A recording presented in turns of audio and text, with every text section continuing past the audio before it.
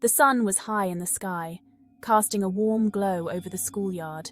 It was April 6th, 1966, a day like any other at Westall High School in Melbourne, Australia. Students laughed and chatted, enjoying their morning break. The ordinary day was about to take a turn for the extraordinary, a descent into a chilling mystery that would baffle investigators and ignite imaginations for decades to come. Little did they know, a silent sentinel was approaching, a shape emerging from the clear blue sky. This was something different, something otherworldly, something that would leave an enduring mark on all who witnessed it. Whispers rippled through the gathered students. What was it? Where did it come from? A plane? But it had no wings, no tail, no visible means of propulsion. A weather balloon? No, it moved with intent, a controlled descent that spoke of intelligence, of something piloted. Fear began to creep into the hearts of those who watched, a primal instinct warning them of the unknown. The girl, our young witness, felt a chill run down her spine, a sense of dread she had never known. The news of the strange object spread through Westall High School like wildfire. Students who had witnessed the event firsthand breathlessly recounted their experiences, their words tumbling over each other in a mix of excitement and fear. The story evolved with each retelling, details added or omitted, but the core remained consistent. Something unusual had been seen in the sky. Whispers of flying saucers and aliens began to circulate, fueled by a potent mixture of adolescent imagination and genuine bewilderment. Teachers, for their part, were equally baffled. Some dismissed the sightings as a case of mass hysteria, a product of overactive imaginations. The sheer number of witnesses, the consistency of their accounts, lent an air of credibility to the story, making it difficult to dismiss outright. As the day wore on, reports of the strange object began to surface beyond the schoolyard. Residents of the surrounding neighborhood came forward, each with their own account of what they had seen. Descriptions varied, but certain details remained consistent. The object was most often described as being round or disc-shaped, silver or metallic in color.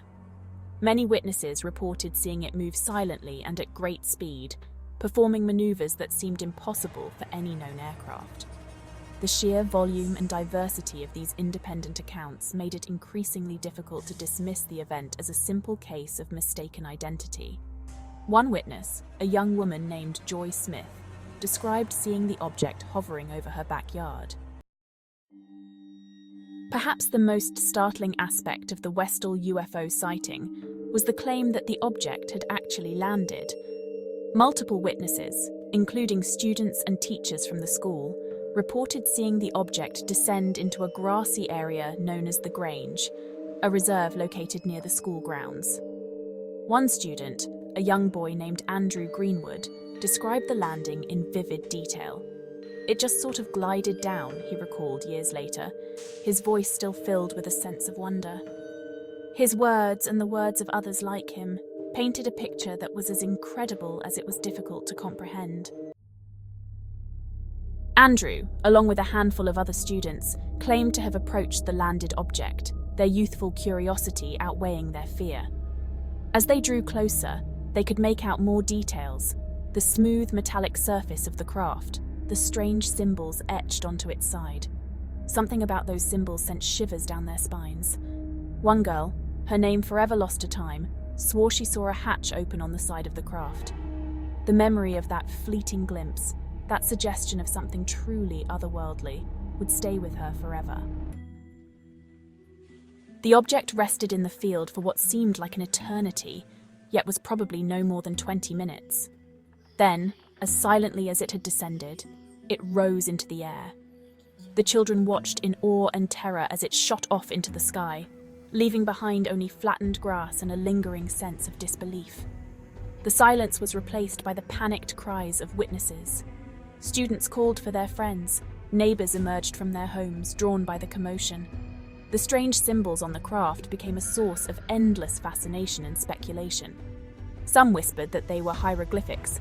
Others claimed they were mathematical equations of incredible complexity. Whatever their meaning, the symbols served as a tangible reminder of the event, a a physical trace of the inexplicable. Let me tell you about the chase and the cover-up of this wild story. Word of the Westall UFO sighting reached the authorities quickly. Police were called to the school, but by the time they arrived, the object was gone. Skeptical officers took statements from witnesses, their expressions shifting between amusement and disbelief.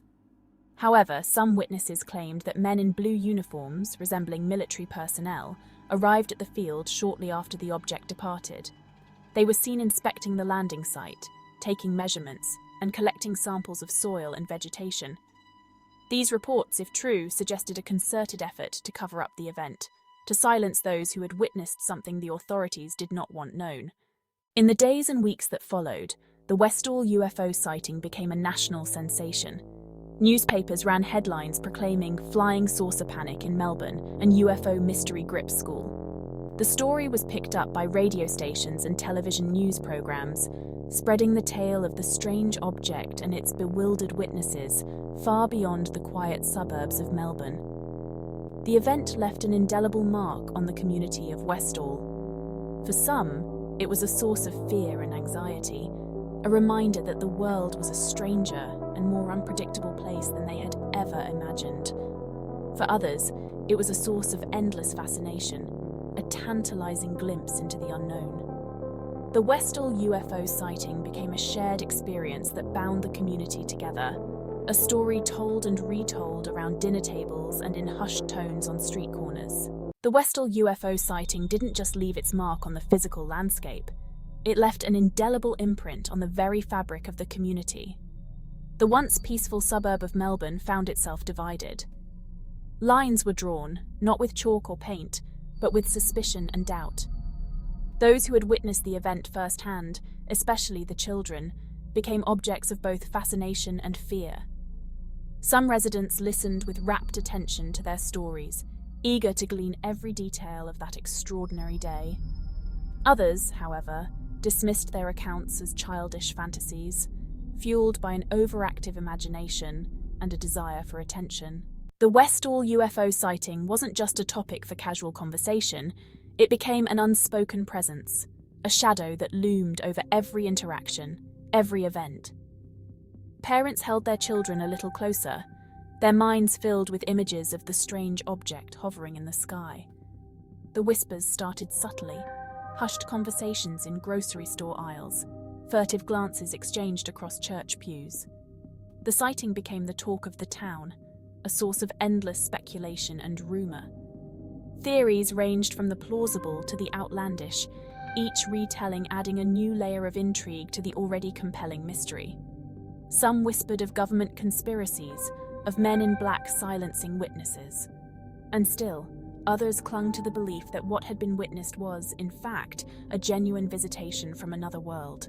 The physical evidence of the Westall UFO sighting, much like the memories of that day, began to fade with time.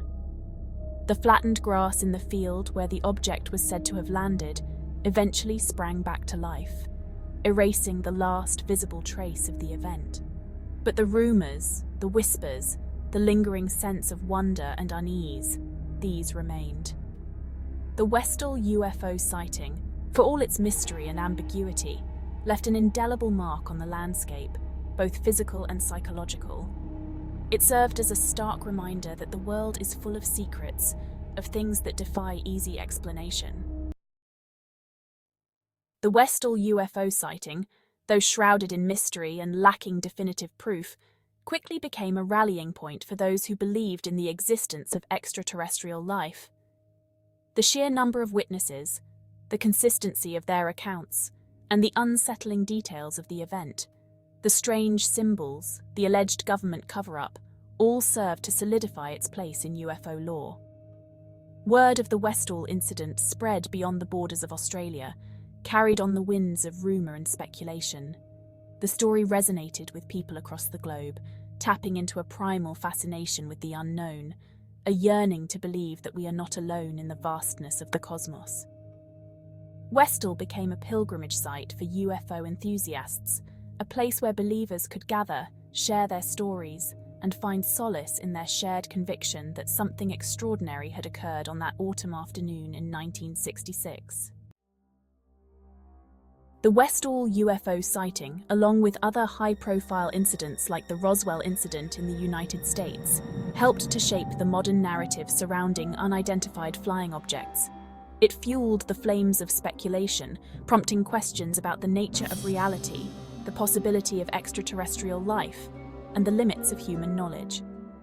The event also brought to light the often contentious relationship between belief and skepticism, between those who embraced the possibility of the extraordinary and those who clung to the familiar comfort of conventional explanations.